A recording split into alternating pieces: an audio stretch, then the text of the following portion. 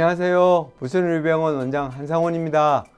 100세 시대를 살고 있는 현대인 여러분들, 아프면서 오래 산다면 삶에 어떤 의미가 있을까요? 다들 건강 걱정 많으시죠? 여러분들 제일 무서워하는 병이 뭐죠? 아마 암일 겁니다. 하지만 알고 보면 암보다도 당뇨병, 심혈관 질환과 같이 대사증후군과 관련된 질환으로 사망하는 환자 수가 훨씬 많습니다. 안타깝게도 우리나라 대사증후군 인구는 약 1000만 명 정도 추산됩니다. 30대 이상 성인 3명 중 1명꼴이란 말이죠.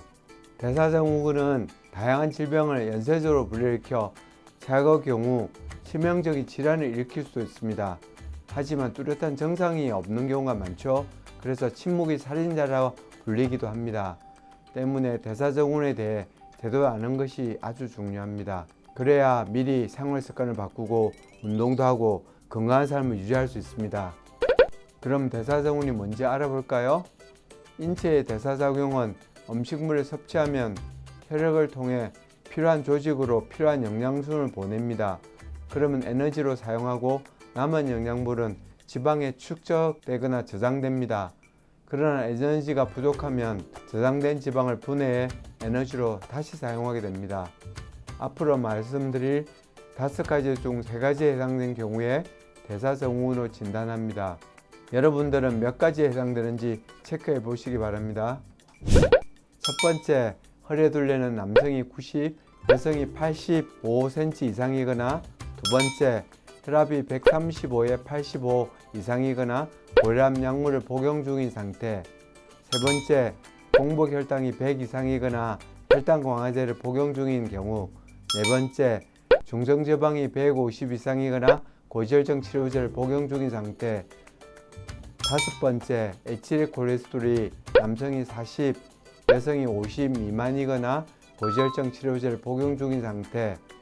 이런 만성적인 대사장애로 인해 정상범주 기준을 벗어나 고혈압이나 고혈당, 고지혈증, 비만 등 여러 질환이 복합적으로 나타나는 경우를 대사증후군이라고 합니다. 대사가 잘 되면 이런 혈액이 막힘없이 원활하게 흐르겠죠. 대사증후군이 있는 경우에는 혈관이 중성지방이나 나쁜 콜레스테롤 같은 노폐물이 침착되어 혈관이 좁아지고 중성지방과 콜레스테롤이 뭉쳐져서 끈적끈적해집니다. 좁아진 혈관과 끈적한 피는 혈액순환을 장애를 일으키겠죠. 그리고 노폐물이 혈관을 막아 세포 괴사가 일어납니다. 이렇게 뇌혈관을 막으면 뇌졸중, 중풍이 생기겠죠. 심혈관을 막으면 심근경색을 일으키게 됩니다.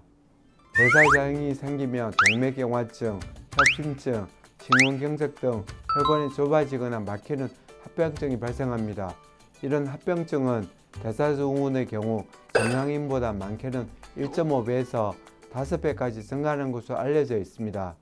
때문에 대사증후군을 피하려면 평소 관리가 매우 중요합니다. 특히 복부 비만은 대사증후군과 매우 밀접한 연관이 있으므로 뱃살이 두둑하신 분들은 무조건 뱃살을 빼셔야 합니다.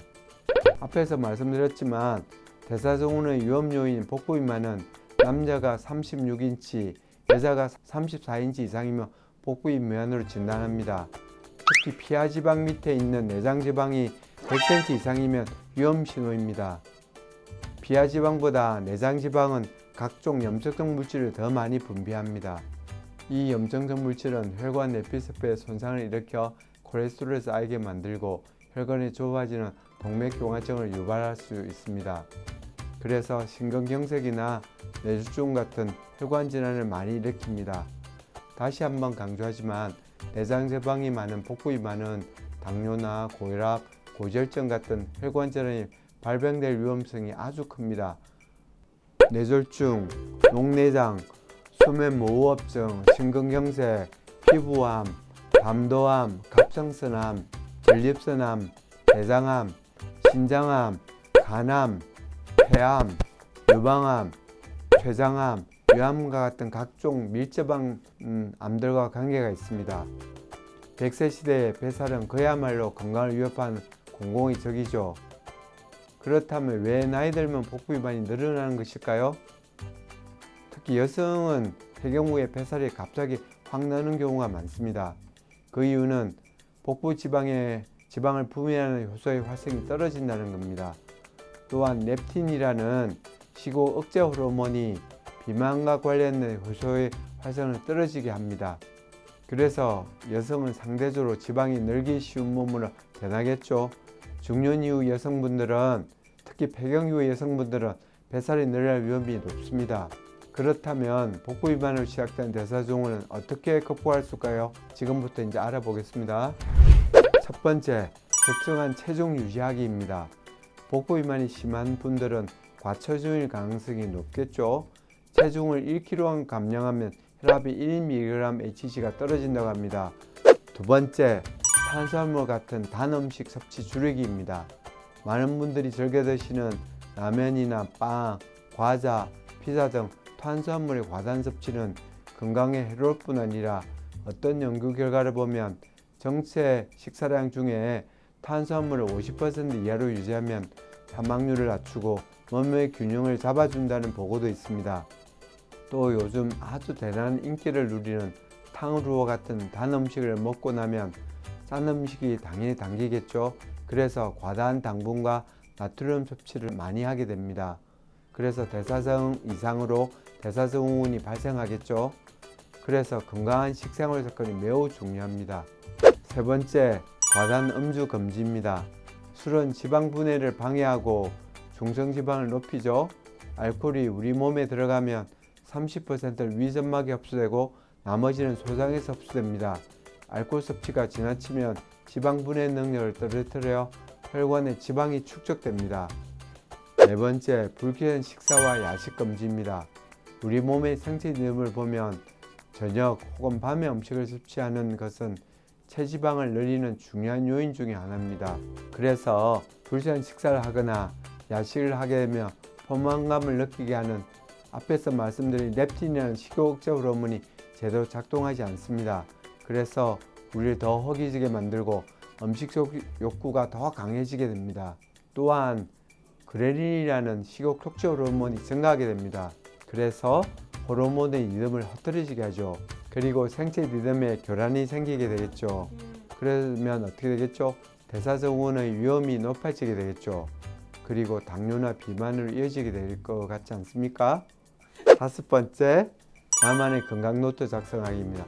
진료하다 보면 환자 중에 자신은 별로 먹지 않은데 왜 살이 찌는지 모르겠어요 하시는 분들이 있습니다. 그중 몇 분은 실제 병 때문에 신체 기능에 문제가 생겨서 드시는 양은 참 적은데 살이 찌시는 경우도 있긴 합니다. 그러나 대다수의 사람들은 자신이 매일 무엇을 먹는지, 얼마나 먹는지, 그리고 그에 비해 운동은 몇 시간 하는지 건강 노트를 적어 보시려고 하면 다들 깜짝 놀랍니다.